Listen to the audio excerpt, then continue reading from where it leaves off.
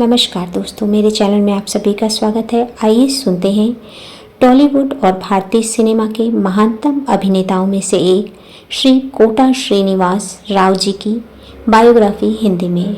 उनका फिल्मी सफ़र और व्यक्तित्व अत्यंत प्रेरणादायक रहा है। उन्होंने अपनी शानदार डायलॉग डिलीवरी और बहुमुखी अभिनय से लगभग 4 दशकों तक दर्शकों के दिलों पर राज किया। आइए जानते हैं उनका जीवन परिचय। उनका पूरा नाम कोटा श्रीनिवास राव जी। जन्मतिथि 10 जुलाई 1942। जन्म स्थान काकी पांडु, कृष्णा जिला, आंध्र प्रदेश।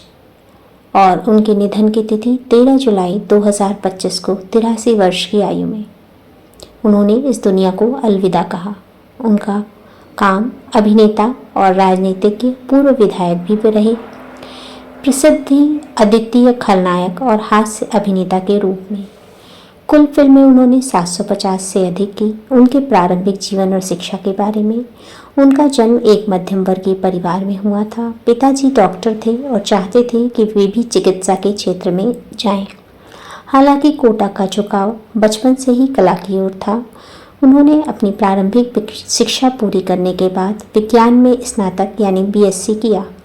अभिनय के प्रति जुनून के बावजूद उन्होंने अपनी आजीविका के लिए स्टेट बैंक यानी SBI में एक क्लर्क के रूप में नौकरी शुरू की। जानते हैं उनका अभिनय कैरियर की शुरुआत कैसे हुई। थिएटर से फिल्मों तक। नौकरी के दौरान भी उन्होंने नाटकों यानी थिएटर में अभिनय करना जारी रखा। उनके अभिनय की बारीकियों को देखकर उन्हें फिल्मों के ऑफर मिलने लगे। 1978 में उन्होंने फिल्म प्रणाम खरीदू से तेलुगु फिल्म में कदम रखा। सफलता उन्हें असली पहचान 1985 की फिल्म प्रतिघटना से मिली, जिसमें उन्होंने एक राजनेता की भूमिका निभाई थी। उनके बोलने के अंदाज, विशेषकर तेलंगाना और तटीय आंध्र प्रदेश की बोलियों के मिश्रण ने उन्हें रातों रात लोकप्रिय बना दिया। खलनायक और हास्य का अनोखा संगम। कोटा श्रीनिवास राव जी उन दुर्लभ अभिनेताओं में से थे जो जितनी अच्छे तरीके से खलनायक की भूमिका निभाते थे, उतनी ही सहजता से दर्शकों को हंसा भी सकते थे।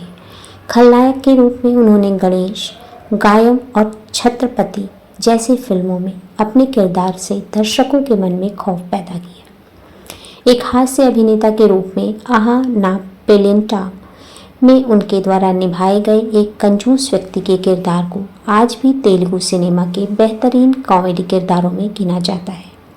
आइए जानते हैं उनको मिलने वाले पुरस्कार और सम्मान के बारे में। कोटा जी के अभिनय कौशल को सरकार और फिल्म उद्योग दोनों ने सराहा है। 2015 में पद्मश्री, भारतीय सिनेमा में उनके उत्कृष्ट योगदान के लिए भारत सरकार द्वारा चौथे सर्वोच्च नागरिक सम्मान से उन्हें नवाजा गया।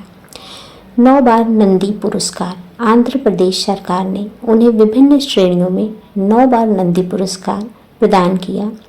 सर्वश्रेष्ठ खलनायक के रूप में गणेश मूवी 1998 में, चिन्ना मूवी 2000 में, सर्वश्रेष्ठ चरित्र अभिनेता के रूप में आ नलु गुरु 2004 में, पेली 1997 में, सर्वश्रेष्ठ सहायक अभिनेता के रूप में पृथ्वी 1992 में, सीमा पुरस्कार फिल्म कृष्णम वंदे जगद्गुरुम 2012 में सहायक अभिनेता के तौर पर। जानते हैं राजनीतिक सफर। अभिनय के अलावा उन्होंने जनसेवा में रुचि ली। 1990 के दशक में वे भारतीय जनता पार्टी यानी BJP में शामिल हुए। 1999 से 2004 तक आंध्र प्रदेश विधानसभा में विजयवाड़ा पूर्व निर्वाचन क्षेत्र का प्रतिनिधित्व यानी विधायक किया। व्यक्तिगत जीवन में उनकी कोटा श्रीनिवास जी का निजी जीवन सुखद रहा, लेकिन 2010 में उन्होंने एक बड़ी व्यक्तिगत त्रासदी झेली। उनके बेटे कोटा प्रसाद, जो स्वयं एक अभिनेता थे, उनका एक सड़क दुर्घटना में निधन हो गया। इस घटना ने उन्हें गहरे सदमे में डाल दिया, लेकिन उन्होंने अपनी कला के माध्यम से स्वयं को संभाला।